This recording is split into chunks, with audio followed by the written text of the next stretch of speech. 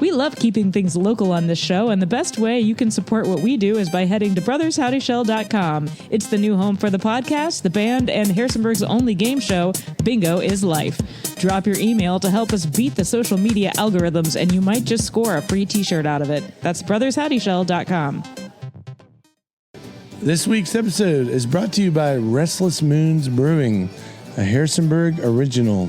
If you're looking for a true local hangout, this is it. They got fantastic craft beer and a community vibe that is unmatched. Find your favorite spot at 120 West Wolf Street.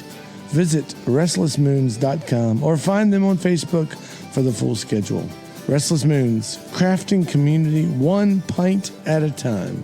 Stay local. Give him something out of the old can of sock juice. This is why I need Quaker meetings. That's why I need more oats in my They keep life. you focused. Okay, kids, it's time for Bingo is Life.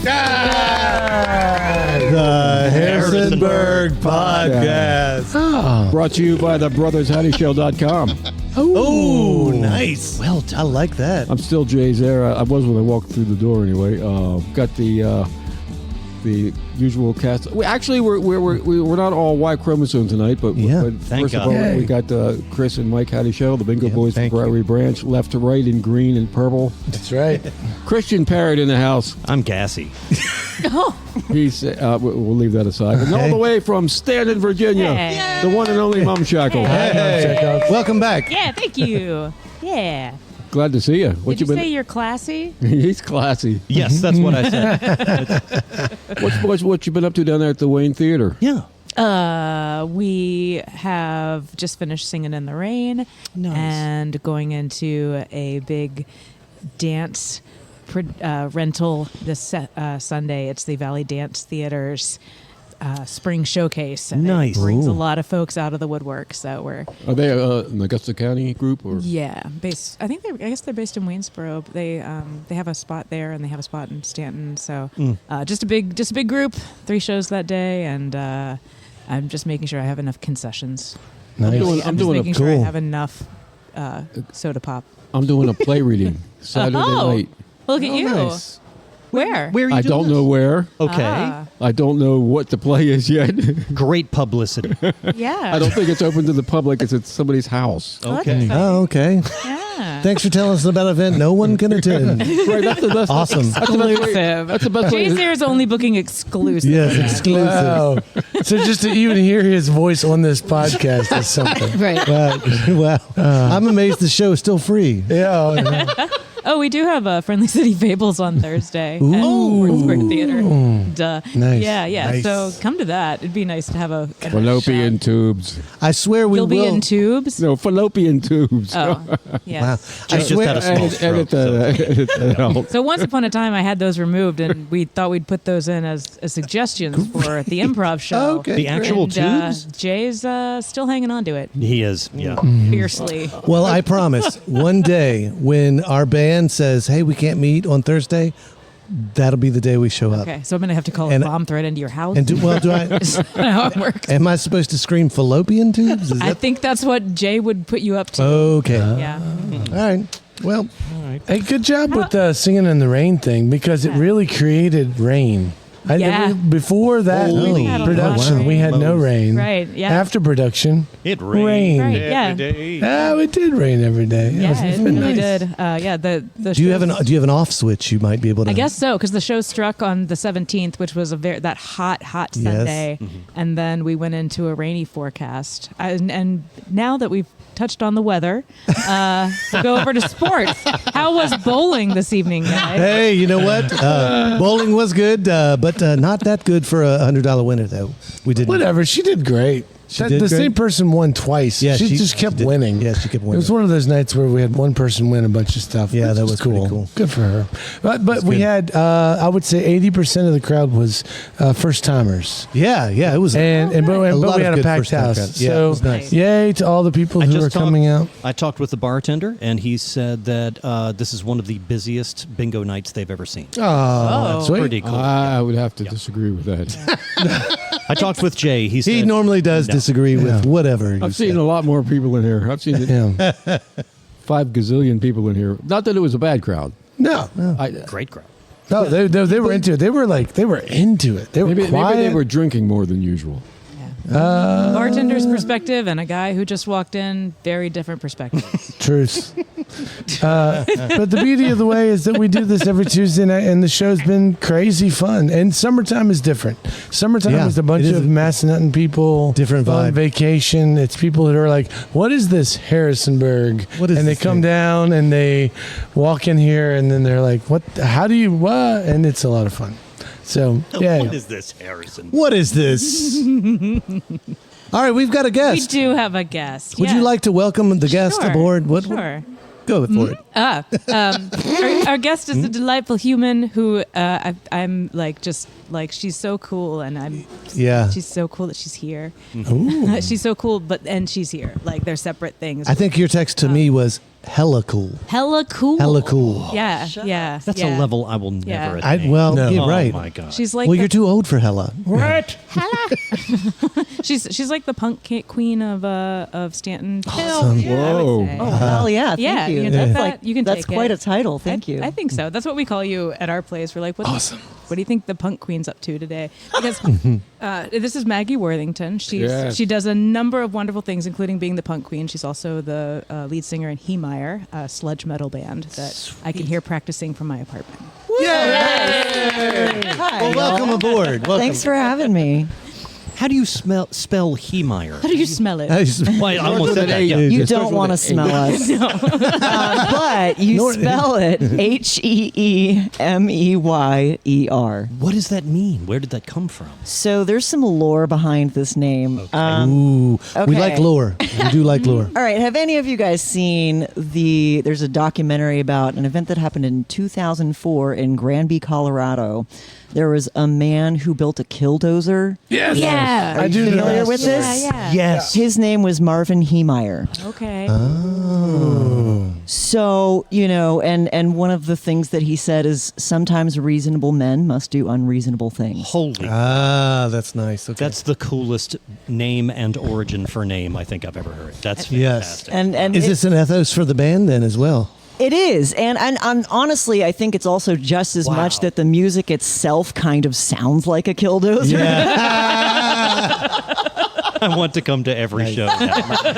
I was at the Shenandoah Songwriters Collective, and somebody was talking my ear off about wanting to write a song about the killdozer. I said, "Well, do it." Well, do it. Little did you know there was a band. Maybe you've done it already. Oh yeah, I mean we have a couple different songs that kind of reference it specifically, and we actually used a few sound clips of Marvin Heemeyer speaking in some of the songs, like in some of the older recordings of our music. Where is he in jail or dead or? He passed. So Okay. the end of that story basically was that he destroyed a number of buildings and basically crashed into a building into the basement and was stuck in there, and he had welded himself inside the bulldozer. I remember that part. And it took them 3 days to get him out. But he basically, after destroying all this property, no other people were harmed. Yeah. But after destroying all this property, he shot and killed himself. Okay. Yeah. It's a tragic story. It Yeah, really is. yeah. And I don't mean to glorify or haha, Nope. It is Yeah, a very sure. tragic story. No. But it's also really incredible. It's worth watching the documentary. I'm trying to think of what it's called. But There are I'll a find it number and put of- a link in the show notes. yeah, because he had his reasons. That's and, right. But And he was a welder. Right. He built himself into basically a tank. I think he was mad at a bank. Well, he was actually mad at a local network of good old boys who were really trying to undermine his business, and they were kind of in with the local government. There was some corruption involved, and I've heard that somewhere, but You referenced we, and who's the we that goes along with you? in the band in Heemeyer. So there's myself. There is Pat Jarrett. There is Joe Frazier and Scott Hensley. And one thing that's also a little bit different about Heemeyer is there are no guitarists. So we have two basses, played by Pat and Scott, and then Joe plays the drums, and I'm the vocalist. Holy Yeah, God. yeah, That is yeah. fantastic. Wow. Yeah. How did you get this conglomeration assembled? So, well, actually, put an ad in the newspaper. And, Yeah, how, no, and how many guitarists have you had to beat away with a stick? actually, it's so funny because actually before this band formed, Joe is also originally a bassist. He learned drums for this band. Nice. We don't need a third bass. Someone please play drums. But basically, the story is that Pat was in a cover band, and they were playing in downtown Staunton, and they mostly played like classic rock, dad rock kind of songs. Sure. But Pat is a fan of metal, Yeah. and he was like, "We really need to play." Oh my gosh, my brain. The name of the song is escaping me. Oh, he says, All the leaves are brown. no, he says, we really need to play Dragonaut by Sleep. Oh. And his other bandmates were like, what are you talking about? Nobody is Yeah, going to know what that Yeah, is. sure. We are not playing that. We play like classic. We are not playing Sleep. He finally convinces them, right? So they're playing this downtown. Joe, who had never met Pat at the time, was walking downtown and he hears Dragonaut playing. Yeah. He starts looking everywhere. He's like, what is going on? Who is playing this? Yeah. What is happening? He follows the sound and he's watching the band and he's like, what are these guys doing playing Dragonaut by Sleep? And he sees Pat and he goes, that's the guy who made them play it. So after the music, he pulls Pat aside. He says, hey, let me buy you a shot. I got to Yeah. talk to you about music. Yeah, yeah. And that was the birth of Heemeyer. Oh, that's awesome. Now, That's what? awesome. Run it back. What's your backstory? Getting to arriving at Staunton. I have had a long and winding road. I have zigzagged across the country. Although I grew up in Virginia, I've lived in Utah and Massachusetts. Basically, in 2019, I moved back to Virginia, originally with the plan to become a barber. But, that was late 2019 when I had that plan. So naturally, that Things had to pivot, yeah, pivot. kind of Everybody started on a pandemic level. cutting their own hair at home. Exactly. I don't know how to shorten it. You don't need It's fine. We got all night. so. That's true. Okay. This is a 4.5 hour podcast. Oh, I was living in Northern Virginia, and an old college buddy of mine was living in Pennsylvania, and she and I were talking on the phone a lot during pandemic, and we had nothing else going on. And she said, I got to get out of Pennsylvania. And I said, I got to get out of Northern Virginia. Amen. I can't stand it here. Yeah, I lived there for like 2 or 3 years. Oh my gosh. Don't get me ready. wrong. I grew up in Northern Virginia, but I never, ever, it was never my vibe. Yeah, I never yeah. fit in there.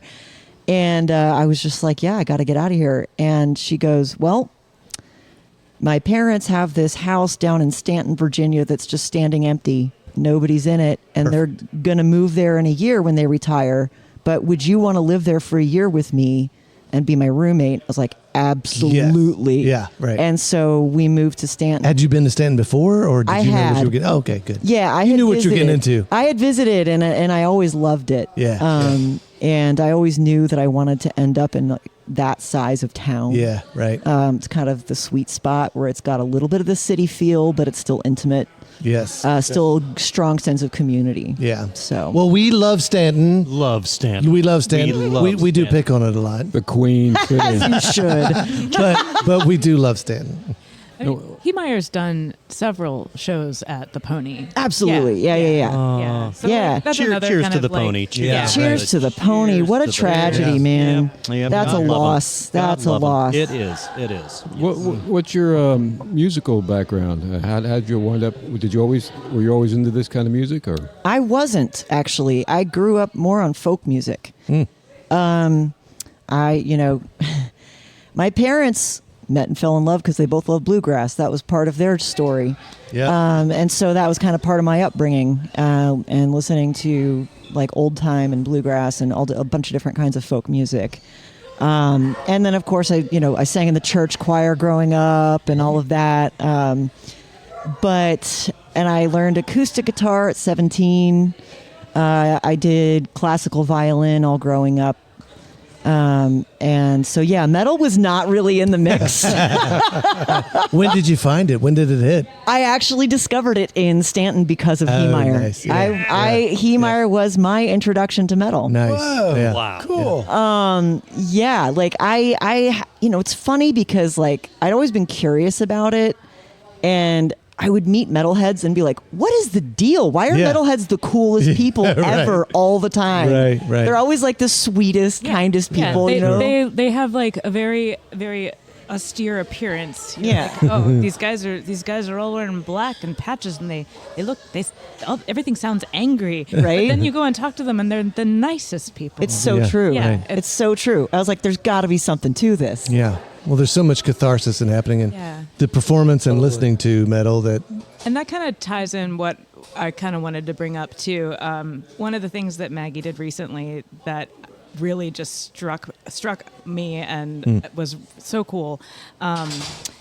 She organized an event in Staunton, and it was in a building that not really necessarily open to the public. So the show was kind of like a whisper campaign to get started. Okay. On some of the posters that you saw around, it said, "If you want to know where the show is, ask a punk." yes, ask a punk. We were talking about that last week. Yeah. Yeah. Yeah, so just that whole ideology of like, it was a mutual aid show. So, Yeah. so just that so many of these punk shows that are happening are more about mutual aid and about helping your community, Right. which I think is really important right now, and it's awesome. Thank you. Yeah. There's a lot. Yeah. I feel like I've heard a lot of mutual aid shows have been popping up. I know Sagebird is going to have one in August, in which they're having a bunch of different groups come in, and they're just raising money for whoever, and it's kind of, it's great. Yeah. Good job. I think it's a really important time for it. Everybody is struggling right now. There are a lot of vulnerable communities, and I just feel like people are starting to catch on that, we can step up and help each other out without needing some outside organization to do it for us. Absolutely. Yeah. Well, speaking of which, this is a great tie-in with Townie Together. We gotta which say is it, happening at Restless Moons, which is our sponsor for this show. Yay! Thank you, Restless Moons. Have you played at Restless Moons? No. They just had Heemeyer has played there before I was in the band. Okay. Very good.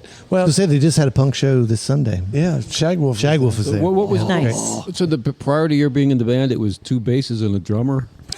So actually, yes. When I first met them, I first met them in 2020, and obviously they were like a bubble. They decided to be like a little bubble during COVID, so they were the only people that they were like in the same room with. Yeah. I met Pat downtown, and we were hanging out and social distancing, but he invited me to band practice, and I have like a picture of me at one of the first band practices I went to. I've got the mask on and everything, and Cool.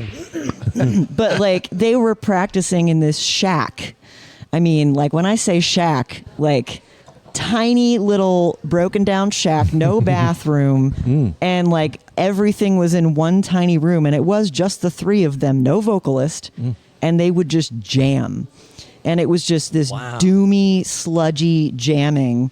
And there was only enough room for their stack of amps along one wall and for each of them. And then I would have to, like, they would all get in place. And then I would come in the room and close the door behind me and, like, kind of scooch into the corner and just stand in the corner and just watch.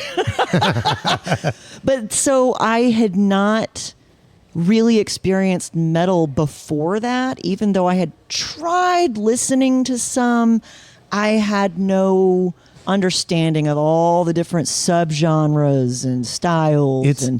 It's amazing to me, like for metal, like the idea of subgenres is so important. It's so important. I mean, like when you talk to people who are into metal, there are so many types of subgenres, and I'm trying to learn them all. It's worse than the Mennonites. Yeah. That's right. Sludge Mennonite. Sludge Mennonite. I'm ready They're for it. just, yeah. Well, hold on. I derailed the commercial. No, you're good. We were talking about we're Restless Moons. Oh, it's fine. We'll circle back. We'll circle back. Circle back. I've found that the subgenres of metal, their names are so descriptive. Like, It's very good, right? Absolutely. So sludge metal. Yeah. You can feel what that feels like, right? Yeah, right. You right. know what that sounds like just by hearing the word. Yeah, yeah. Yeah. Back in my previous life, I used to have a record store, and I lost track of the subgenre. I mean, these guys would listen to it. Oh, that's no good. That's no good. That's no good. Oh, this one's great, and it all sounded exactly.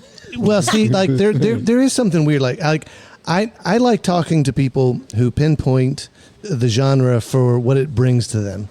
When you talk to people who make subgenres into some sort of like competition, where they're like, oh no, I don't like that. It's got to be this.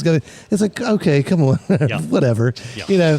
I like the idea that the subgenre kind of gives you an idea of what you're getting into. Yeah. Definitely. I'd never heard of sludge metal, so I was very excited to listen to it. I hit the play. I was like, it's exactly what I thought it would be. That's awesome. That is awesome. It is very descriptive. How much of the subgenre delineation is due to, say, attitude or philosophy or lyrics or non-musical elements, if any? Or can you always tell by listening, even if it's a number one? It's a great question. That is a good question. I think that primarily it is about sound, but there are definitely certain lyrical tropes or like themes that do show up more in certain subgenres than others. Huh. So, some kinds of metal, you're going to get a lot more stories about wizards, and some kinds of metal, you're going to get, there are thematic differences, but I honestly feel like it starts with like the sound. I think that's really the main thing. Yeah. Well, see, I think this is what like attracts me to metal. All right. Totally. Because I'll just throw out there, I absolutely love the genre. Right. When I songwrite, we've talked about this before. Like I go for sounds. I like even when I'm thinking about lyrics, it's about the sound of the lyric, not necessarily what the words are trying to say. Mike is a doom metal guy. No, it's not. You have a great metal voice, by the way, thank and you you. rarely unleash it. But every once in a while. Every once in a while. Oh yeah. Thanks.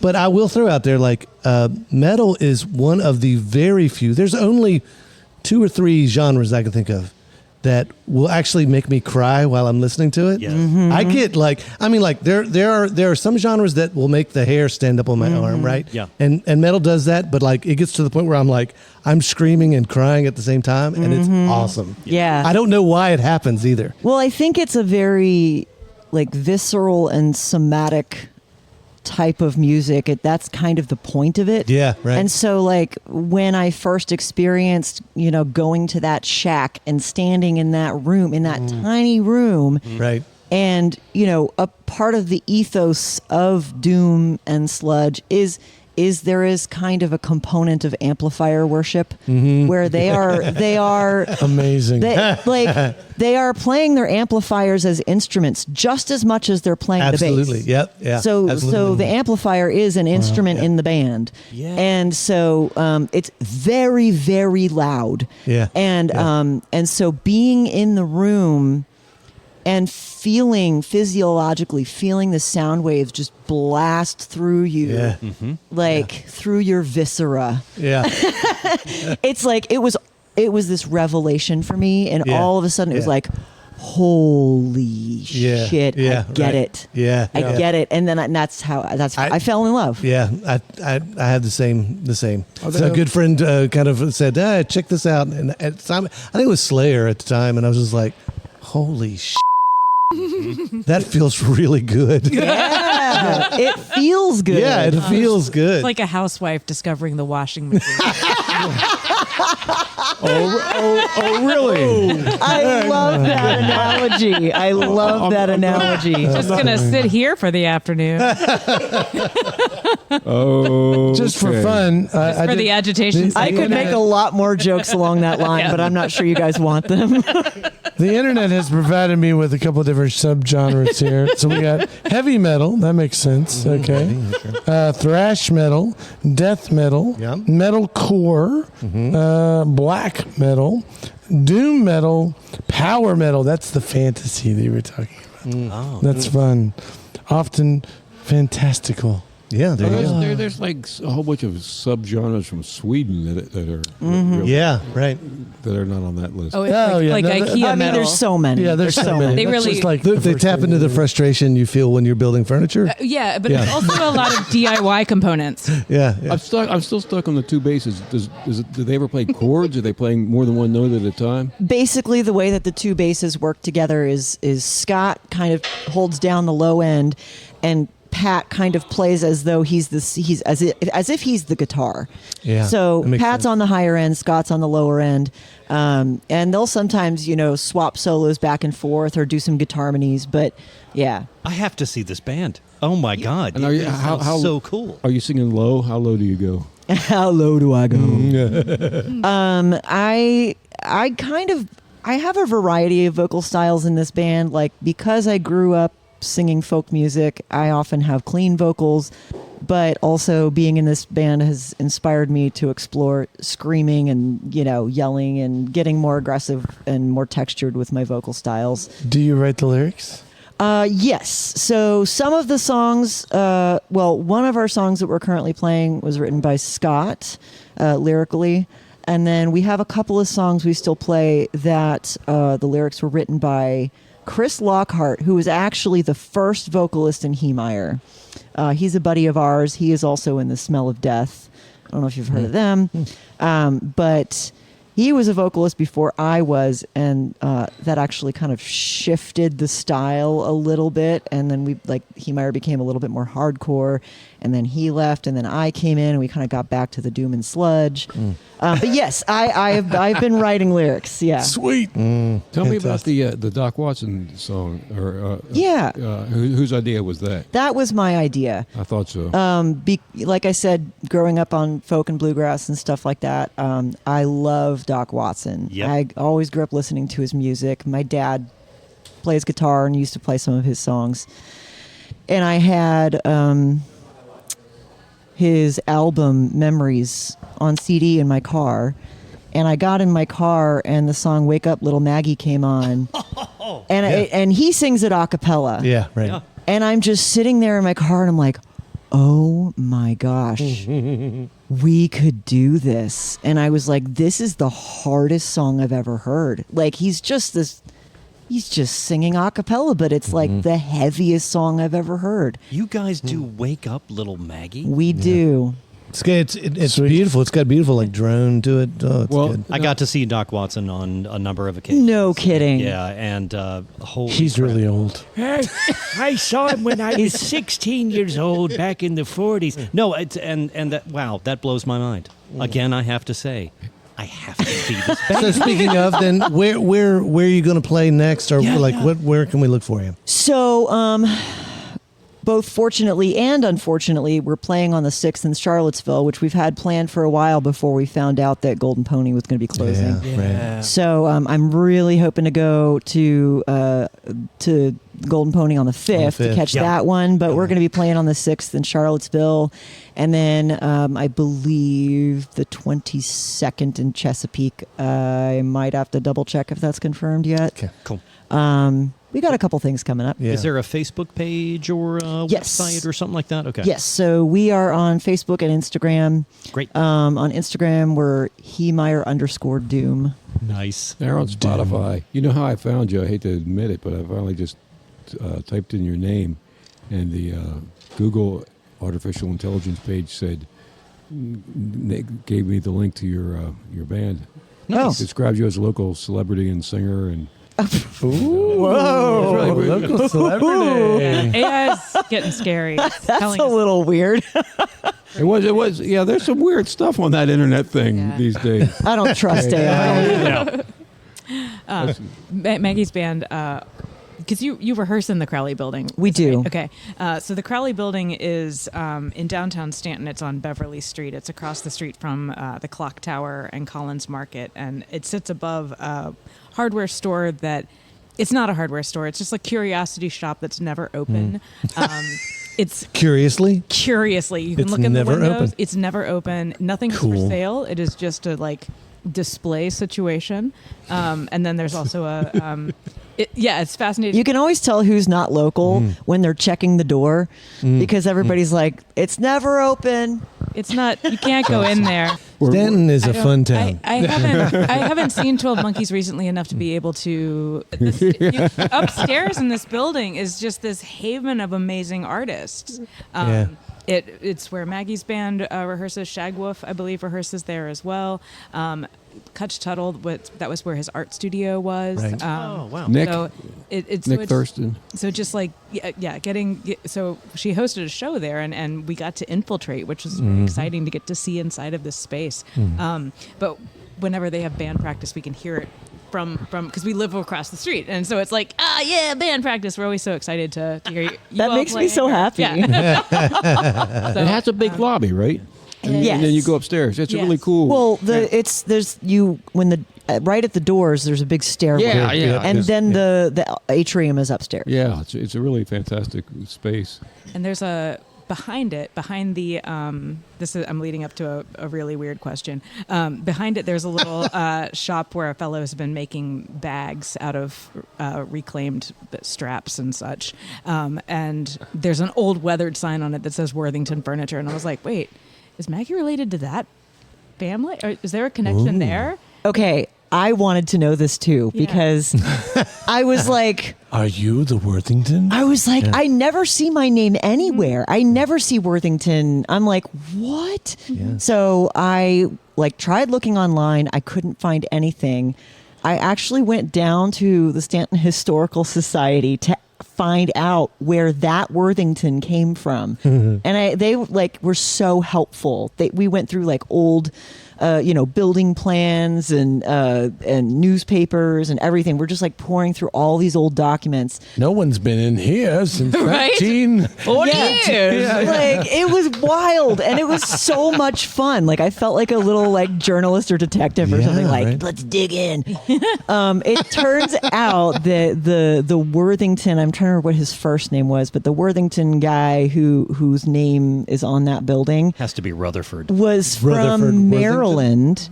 And I don't believe there is any connection to my family. My family was out in Utah, and so I don't think there's any connection. I don't know. Yeah, I just had that thought yesterday, and I was like, well, I guess I can ask her on the podcast. So, It's a good question. I had the same question for a long time. It's got to be a British name, right? Or Oh, for sure. Irish or something. Yeah, British. I'm ridiculously British, even though my family's been here for so many generations. Oh, lovely. the Worthingtons. My full name is Margaret Jane Worthington. I think from the cotillion, you can. Yeah. Totally.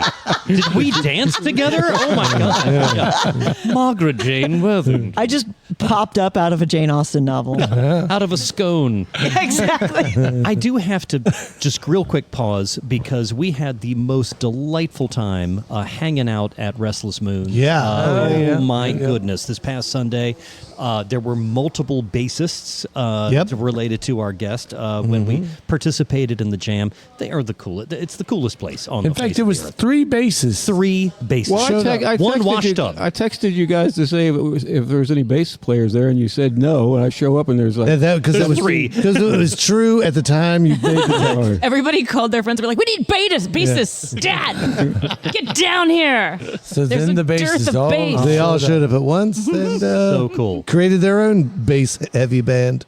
That was this Sunday. Yeah. That's so and fun. There It was Queen super, City Music Studios was also hosting a bluegrass jam, and it was that moment when the sun came out to peak in the middle of Sunday, and Yes, right. all of the musicians went out in the street and had their jam on Sunday. So again, we just roll up the windows. We don't even go to shows anymore. We just Tell us about how what's your approach to promotion in these days when everybody and their cousin has stuff out and everybody's using AI and Oh, And boy. who knows what's going to happen? You have any insight from your side of the? Well, first and foremost, the first part of that is we will never use AI. We are all very, very anti-AI. Yeah. It pisses us off, actually. How about Owl? Anybody named Owl? Will you allow them in the band?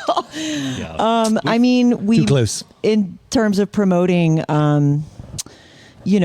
actually, Pat is also a photographer, and he has an enormous catalog of amazing photographs that he's taken. And he often makes our posters and just uses, photographs that he's taken. It's an incredible resource, and he's really, really good at that kind of stuff. So he does a lot of our promotion posters and stuff.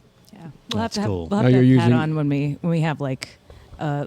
I just haven't booked men for a while because we need a break. Yeah. We have no problem finding men for this show. Don't we all? Holy smoke! We all need a no, break. you're really cool. We'll get you on someday. We just need to have we just need like a little like mixaroo. We've had about 10 old men on in a row here lately. It hasn't been that bad. Oh, okay. Not that bad. Definitely. Maybe six or seven. But our friend Julia Catherine, she's kind of like an anti-promoter, and it sort of works in her favor sometimes, I think.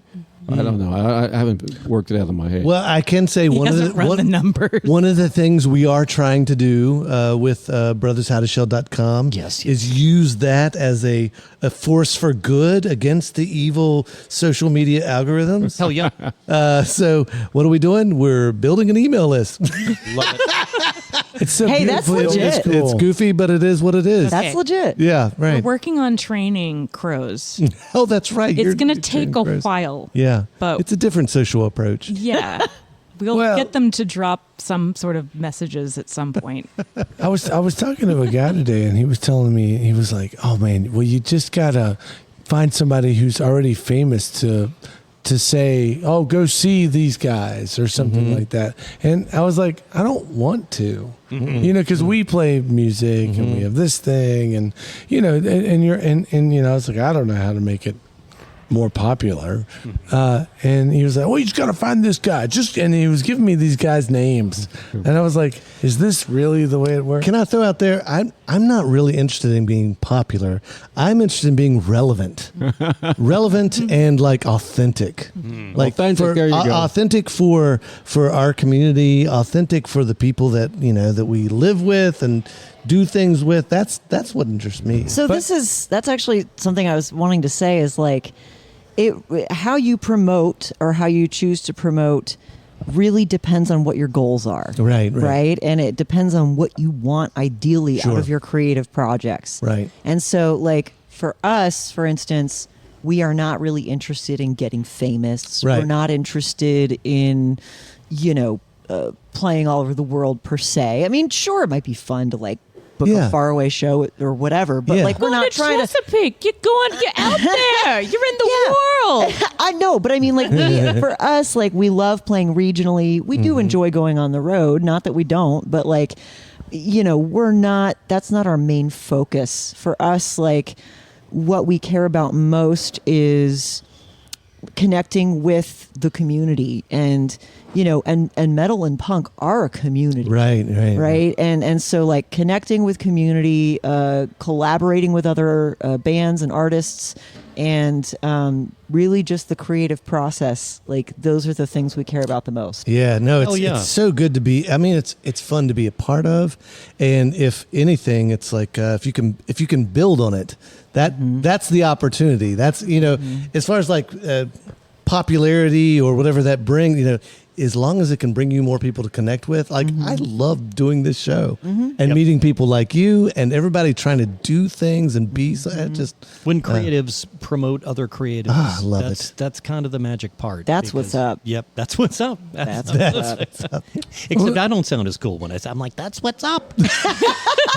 Yep. Yeah, it does sound better when she's well, I mean, word up. Speaking of all that, yo, Kristen, you're hella cool. Oh, You're thank hella- you. I appreciate I you. feel like we have to give lots of love to John Goldman for setting up the townie together. Oh yeah, definitely. That's also at Restless Speaking Moons. of Yeah. which, Yeah, I mean, it's a huge event. He just sent out this email, and this very long, detailed, beautiful email to all the bands. He has music all day long happening there. So there's say 15 different acts It's amazing. throughout the day. And it's going to be a great time. And all the money, he's doing it all for free. There's all the money goes to ALS and towards. And I'll throw out what Chris is really trying to say, because I know he knows it.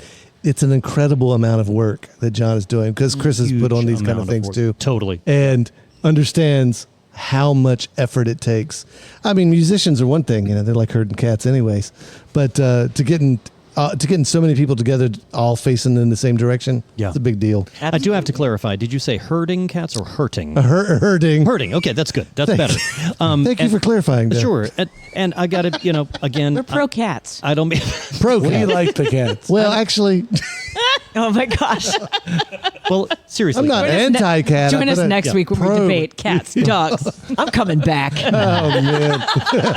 Are we hurting them or hurting Are you them? a cat? No, Are you that's what a cat person or a dog person? I love all of them, but I love all animals. but I am more. I do lean more towards cats. Sure. They're awesome. They're awesome. Well, not to beat a dead cat, but the. Swing, I believe. No, the fact that at the Townie, I just want to say that Yes. at the Townie Together show, the fact that Restless Moons is hosting that, and we had such a good time on Sunday, and they're being so selfless about hosting that event, making sure that the funds go where they're supposed to go for that show. It's awesome. Yes. It's- Well, It yeah, is so good. Restless Moons Hats off is to them. donating, I don't know, a percentage. Proceeds, yeah. yeah, Like- of beer sales too. Yeah, of beer sales. Which is incredible. yeah. That's awesome. Yeah, no, they're a great community Yeah. bar, basically. I mean, yeah, it's very cool. Yep. Speaking of, we did get a chance to taste our beer that's coming out. I texted my brother about that. He was so jealous. So Yeah. our band, Dr. Howe and the Reasons to Live, has a beer coming out, which should be available at the 1991 show. Yep. And it's called Dr. Howe and the Reasons to Brew. Nice. And it's Can you tell us about the flavor profile? It's a Flavor profile? it's a mixy style lager with definitely got a strong hint of lime. Oh, it's so and good. it's a So beautiful summer beer. That sounds great. Yeah. so good. I'm so excited. Yeah. Yeah. Yeah. Yeah, we got to taste it, and it's like, Okay. oh, did. I like where it's going. It was like our own party. She I- really was brewing it down there Sunday. Yeah, Wow. Yeah. Well, he brewed it like weeks ago, I think. it's in the process. They got to slurp from the cauldron. Jay. Yeah. Takes time. Good beer takes time. It's another good band name, Slurp from the Cold. Slurp from the cauldron, which might Slurp be metal. slurp metal might be another genre. Yeah, slurp metal. Slurpy death metal. The main instrument is just like a wetback. I feel so like I feel like I should say my favorite my introduction to heavy metal was Pantera, and I can remember They're Brazilian. aren't they? Vulgar. No, I can remember Vulgar.